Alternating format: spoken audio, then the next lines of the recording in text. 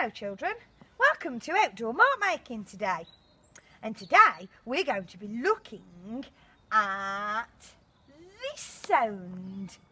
And this sound is caterpillar.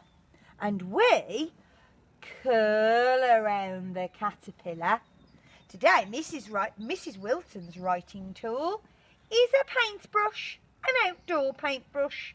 And I'm going to use some water. I'm going to dip my paintbrush, tap, tap, tap, and I'm going to curl around the caterpillar. I'm going to start at the top, and I'm going to curl around the caterpillar.